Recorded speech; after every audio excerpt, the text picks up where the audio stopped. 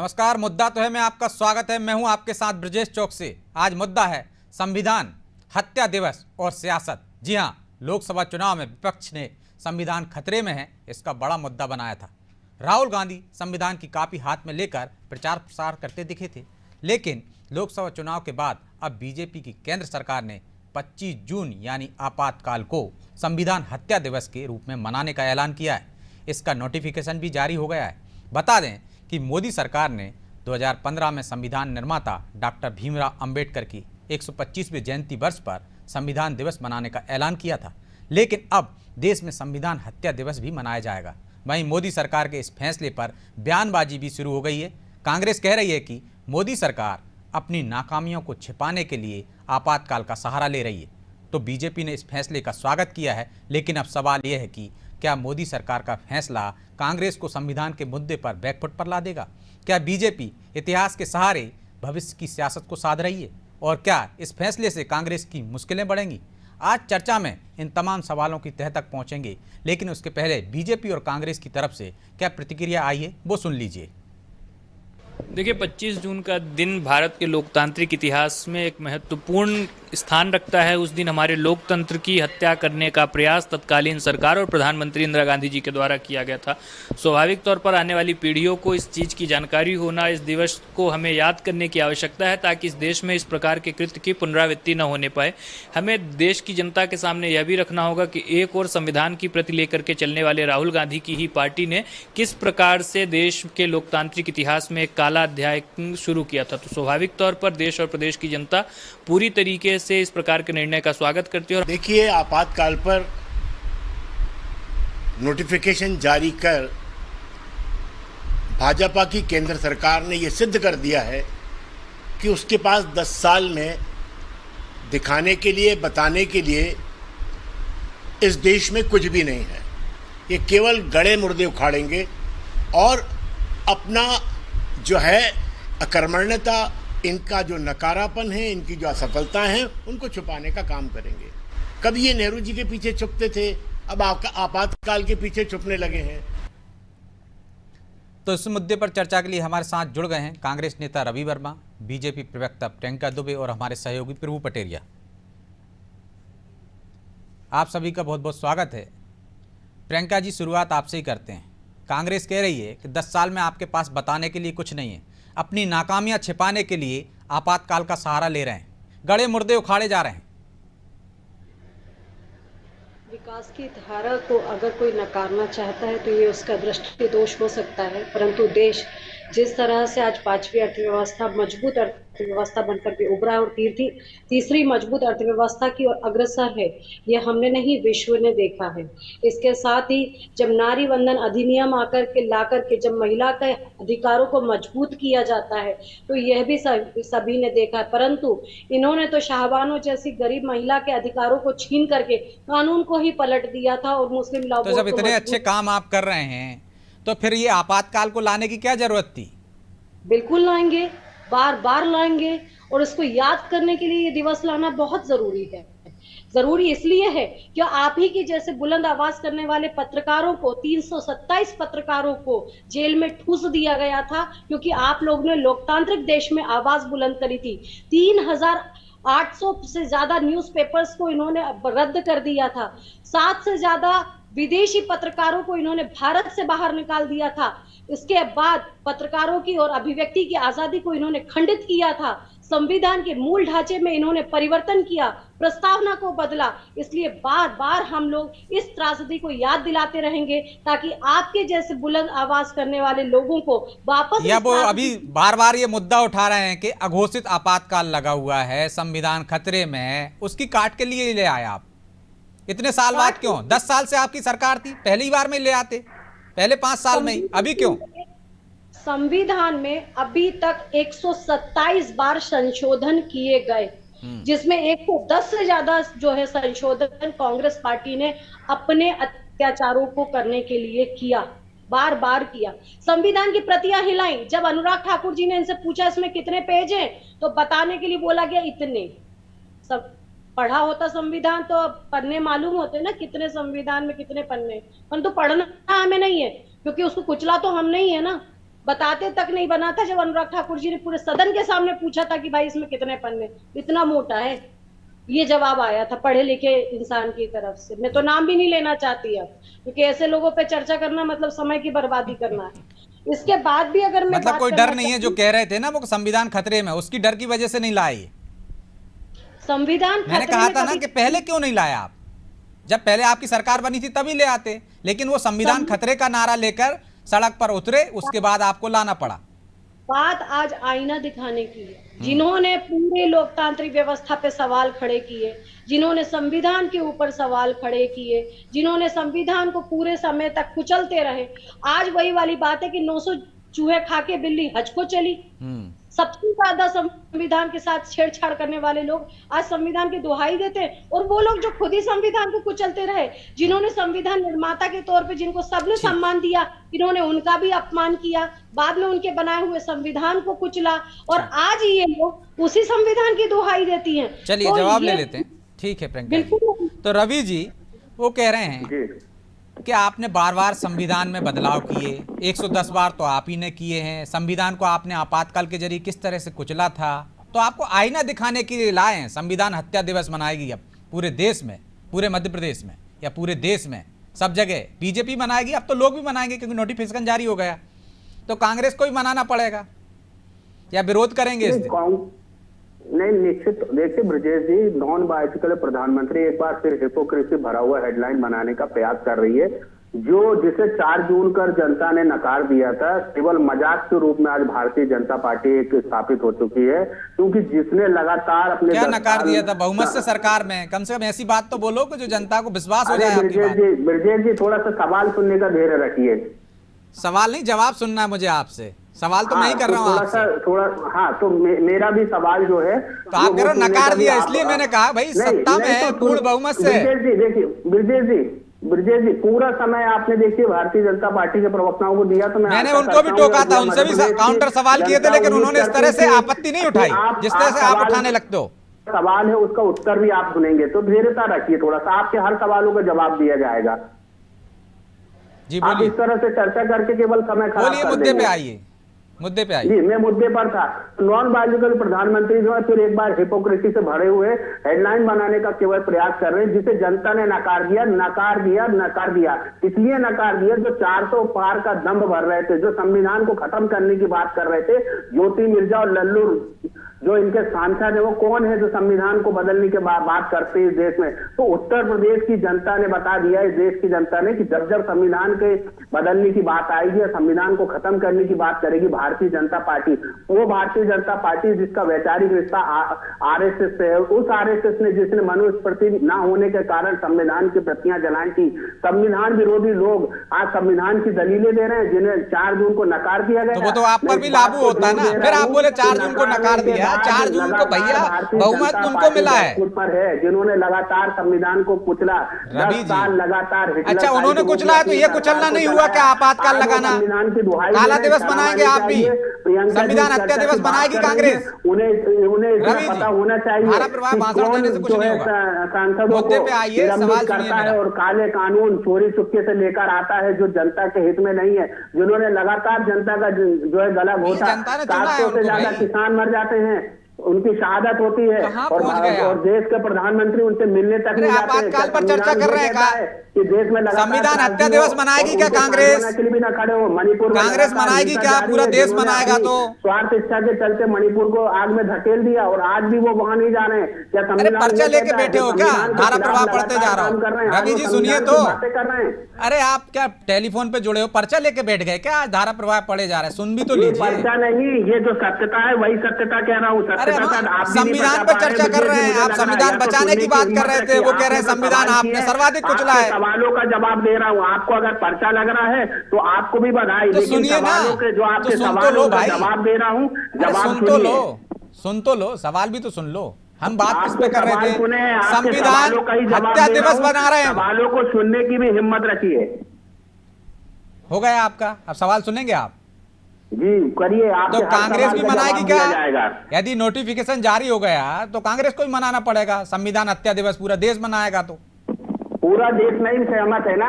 ये जो हिटलर शाही वाली सरकार है, ऐसे नोटिफिकेशन, ऐसे तमाम बिल लेकर आती है इस देश के अंदर, जनता ने इनका कभी साथ नहीं दिया, ना ही आगे देने जा रही है।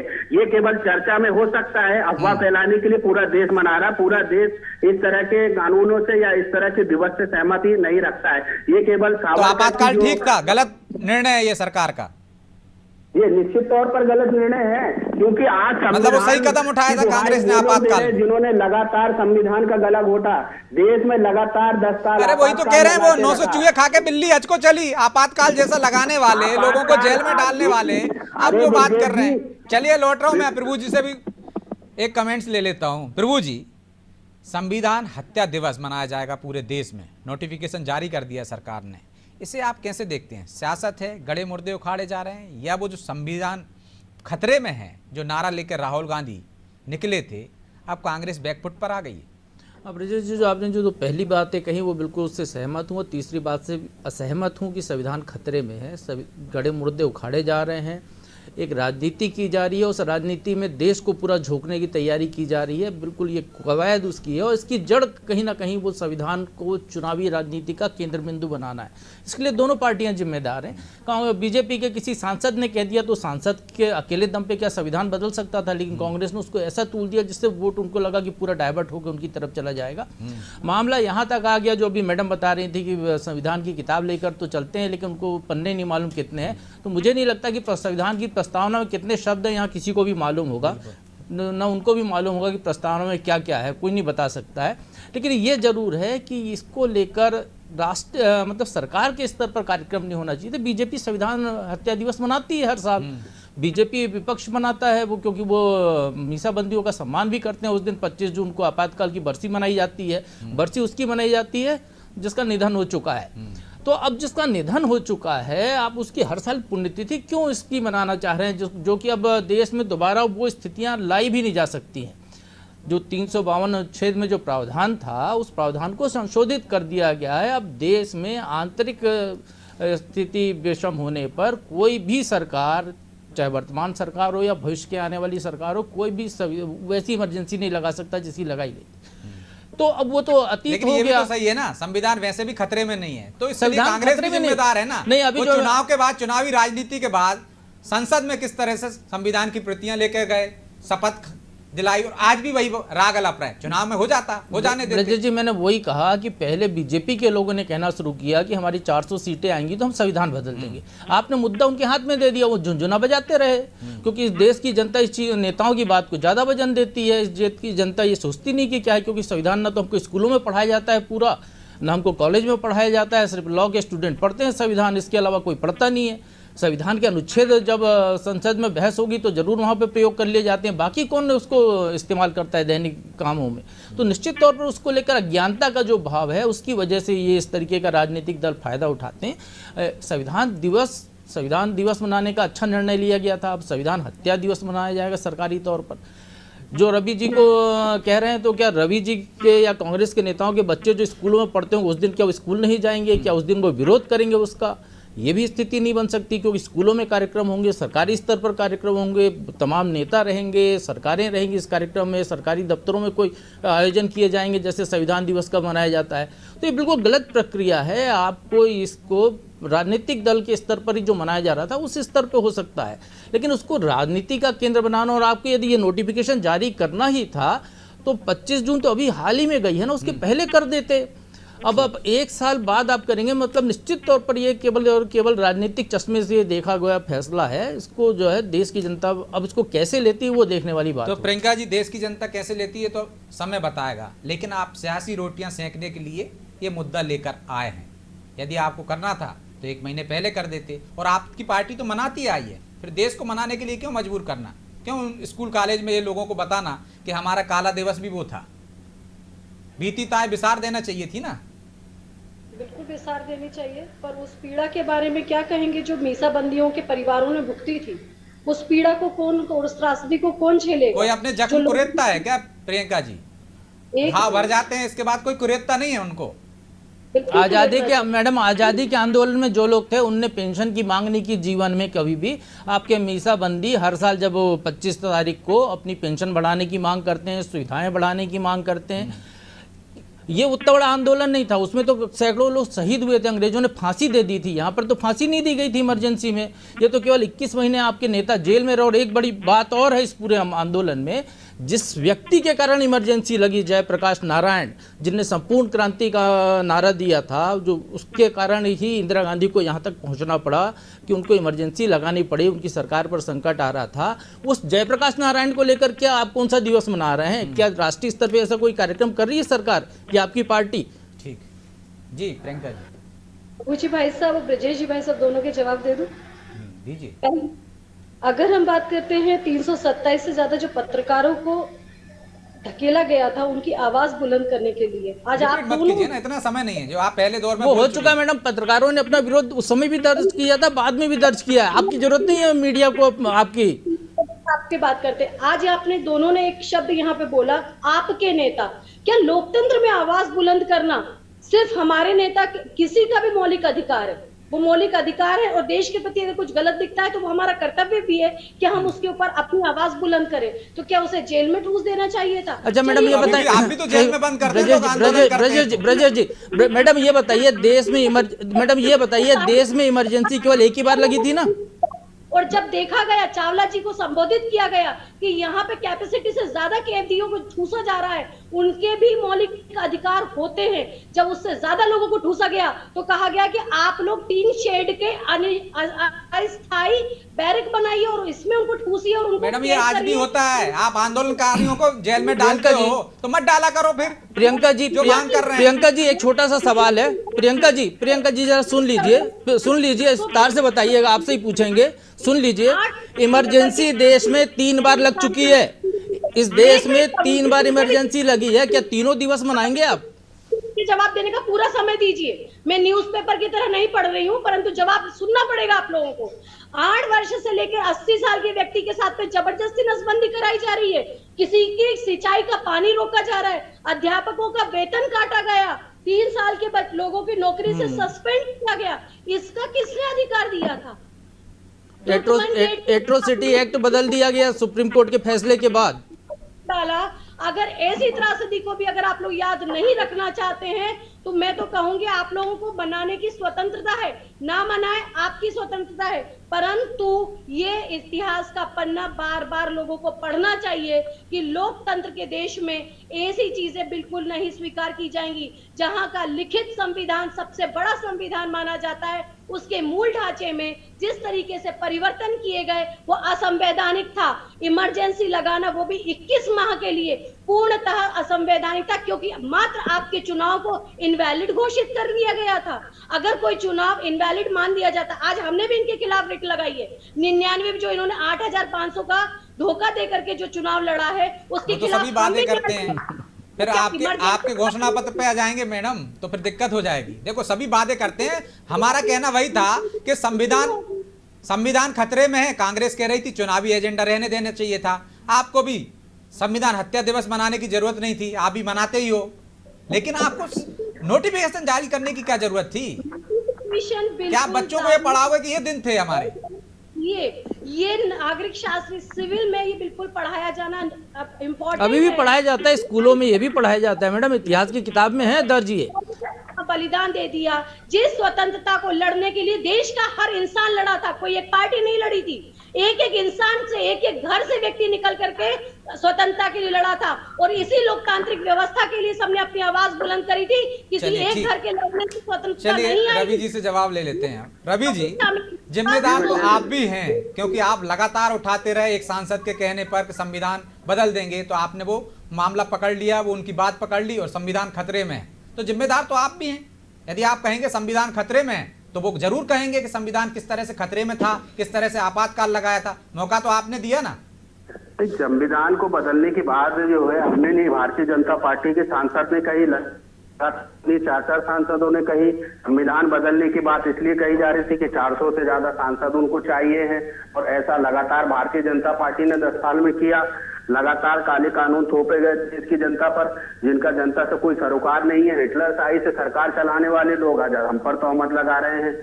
बड़ी ही आश्चर्य की बात है, प्रियंका जी इधर उधर की बात कर रही हैं, सत्यता पर बात करना ही नहीं चाहती हैं। बात तो ये भी सत्य है ना कि आपातकाल लगा था ना, और शिवराज जी का यादव का एक्सपर्ट ट्वीट आ गया है, उन्होंने लिखा है शिवराज जी ने कि मुझे किस तरह से प्रताड़ित किया गया था आपातकाल के दौरान। वो बता रहे हैं मैं छोटा था तो मुझे बंद कर दिया गया था और प्रताड़ित ना दी गई थी। रवि जी जी, संविधान पर अभी जो भी चर्चा लोगों आज के हो रही है, उन्हें संविधान जो आज पत्रकारिता और तमाम तरह की दुआइयां दे रही हैं, प्रियंका जी पोर्ट कर रही हैं मेरे पत्रकार साथियों को। आज वर्तमान में पत्रकार साथियों की क्या हालत है, लगातार क्या हालत है उनको मारा रवि जा जी? रहा है, आपके पीटा सामने जा रहा है। एक के बाद एक सवाल कर रहे हैं, ऐसा तो नहीं है कि जेल में डाल दिया।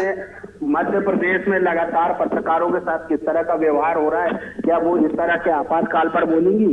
जेल में तो नहीं डाला ना आपातकाल की तरह के, शोक बंद या आपने फिर पत्रकार बंद साथियों करा को दिए। क्यों मारा जा रहा है, क्यों कुचला जा रहा है? खुद मुख्यमंत्री के गृह जिले उज्जैन में किस तरह की घटनाएं उनके साथ हो रही हैं, इस पर कुछ कहेंगे जिस पर भारतीय जनता पार्टी की संलिप्तता है? इसीलिए राहुल जी कहते हैं कि ये हिंसक देखिए है। रवि जी, सामूहिक रूप से किसी पत्रकारों को जेल में तो नहीं डाल दिया ना। यदि पत्रकार है तो उसको कोई लाइसेंस थोड़ी नहीं मिल गया कि गलत काम करेगा वो कानून हाथ में लेगा तो जेल जाएगा। पर भारतीय जनता पार्टी के लोग भी तय नहीं करेंगे कि वो गलत है। इसके लिए न्यायालय है, संविधान है, विधि सम्मत कार्रवाई की जाएगी। ये कहाँ हो जाता है कि भारतीय जनता पार्टी के लोग उसे मारेंगे, उसे प्रताड़ित करेंगे। इसीलिए मैं कहता हूँ कि ये संविधान विरोधी लोग हैं जिनका चेहरा मध्य प्रदेश में देश ने लगातार देखा है, और आज वो संविधान की दुहाई दे रहे हैं और चर्चा में पत्रकारिता की आड़ में जो है इस तरह की चर्चा से बचना चाहते हैं। तो प्रियंका जी को ये भी जवाब देना होगा, मोहन यादव जी को जवाब देना होगा कि उनके गृह जिले में पत्रकारों को क्यों मारा जा रहा है, क्यों पीटा जा रहा है। प्रियंका जी क्या कुछ बोल रही हैं आप? कि 290 से ज्यादा न्यूज़पेपर्स के आप लोगों ने सरकारी विज्ञापन क्यों बंद किए थे? आपने क्यों किशोर कुमार जी के ऊपर बैन लगाया था? क्यों मनोज कुमार जी के ऊपर आपने बैन लगाया था? आप जवाब दीजिए तो मैं भी जवाब दूंगी आपको। आज सबसे ज्यादा न्यूज मीडिया सेंटर्स ओपन हो रहे हैं, कितने ही प्रिंट मीडिया सेंटर्स ओपन हो रहे हैं, सोशल मीडिया प्लेटफॉर्म ओपन है, सब लोग अपनी बात रख सकते हैं, कहीं कोई बैन नहीं किया जाता। अपनी बात रखने के लिए आज सैकड़ों मीडिया में जिस पे व्यक्ति आवाज बुलंद कर रहा है आपको बिठाया गया है चैनल पे, ये भी बहुत बड़ी बात है, वरना तो बाइट भी नहीं ले सकता था व्यक्ति। आप ही के विरोध में रामनाथ गोयनका जी ने एडिटोरियल पूरा की पूरा खाली पेपर छाप दिया था, क्योंकि आप लोग कुछ लिखने देना ही नहीं चाहते थे। रामनाथ गोयनका जी ने, आप लोग के समय की बात है, द इंडियन एक्सप्रेस में आप लोगों का पेपर पूरा खाली छाप दिया, क्योंकि आप लोगों ने प्रेस की स्वतंत्रता पूरी तरीके से छीन ली थी। आप बताइए, अब आप इस पे जवाब दीजिए। जेल में ठूसा वो भी समझ में आता है, आपने सरकारी अधिकारी वहां पे पेपर मीडिया में नियुक्त कर दिए ताकि आप करें कि आप प्रभु जी क्यों ना मनाया जाए संविधान हत्या दिवस? सीधा सवाल मेरा, यदि इस तरह की परिस्थितियां थी आपातकाल में तो आगे की भविष्य की पीढ़ी को पता तो चलना चाहिए कि किस तरह से संविधान कुचला गया था, कि भविष्य में ऐसा ना हो। यदि काला दिवस भी है, काला दिन भी है, तो पढ़ना तो चाहिए, बताना तो चाहिए, तो इसमें ऐतराज क्यों? जिन लोगों ने संविधान इमरजेंसी को भोगा था वो इमरजेंसी के तुरंत बाद सत्ता में आ गए थे, वो तमाम नेता जिनका बहुत सारे नाम प्रियंका जी ले रही हैं और लेना चाह रही हैं, उनको ये जरूरी नहीं लगा कि संविधान हत्या दिवस मनाना चाहिए। उसके बाद अटल बिहारी वाजपेयी की सरकार आई, 3 बार वो प्रधानमंत्री रहे देश के, उनको ये जरूरी नहीं लगा कि देश को एक काला अध्याय इस तरीके से प्रस्तुत करना चाहिए। ये भी नहीं कहा था ना कि संविधान खतरे में, इस तरीके से प्रस्तुत करना चाहिए। नरेंद्र मोदी जी को अपने पहले रिजिम में, दूसरे रिजिम में जरूरत महसूस नहीं हुई कि इस तरीके से इसके लिए पूरे देश में कार्यक्रम करना चाहिए। सरकारी स्तर पर स्कूलों के पाठ्यक्रम में इमरजेंसी का चैप्टर है, पहले भी रहा है, आगे भी रहेगा, उसको कोई नहीं हटा सकता, स्कूल में पढ़ाया जाएगा। लेकिन इस तरीके से आयोजन करके लोगों को जोड़ना, इस तरीके से, इसका निहितार्थ क्या है? इससे देश को क्या फायदा मिल रहा है, नई पीढ़ी को क्या फायदा मिल रहा है, क्या देश का क्या विकास जा रहा है? जब 2047 की आप बात कर रहे हैं, देश को 2047 का विजन दे रहे हैं आप, देश को आगे बढ़ाने का, जब समरसता की बात कर रहे हैं, सबको साथ लेने की बात कर रहे हैं आप, तब इस तरीके की बातें कहीं ना कहीं राजनीति। समय नहीं है, इसलिए रवि जी से एक कमेंट्स ले लेता हूँ। रवि जी, आपातकाल का जो मीसाबंदियों की पेंशन मिल रही है, आपके मीडिया सलाहकार हैं जीतू पटवारी के, वो तो खुद ही ले रहे हैं।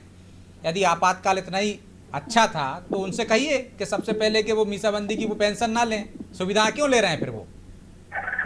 आपकी पार्टी के लोग भी ले रहे हैं। रवि जी। जी विजय जी, हेलो। के मिश्रा जी भी तो ले रहे हैं मीसाबंदी की पेंशन, तो मना कर दीजिए उनसे। आपातकाल इतना अच्छा था तो क्यों सुविधाएं ले रही है कांग्रेस के लोग? हेलो जी, जवाब दीजिए ना, हेलो, जवाब दीजिए ना। आपका चलिए प्रश्न रवि जी, मुझे मालूम है आप जवाब नहीं दे पाएंगे, बहरहाल समय की भी बाध्यता, इसलिए चर्चा को यहीं विराम देंगे। आप सभी का बहुत बहुत धन्यवाद।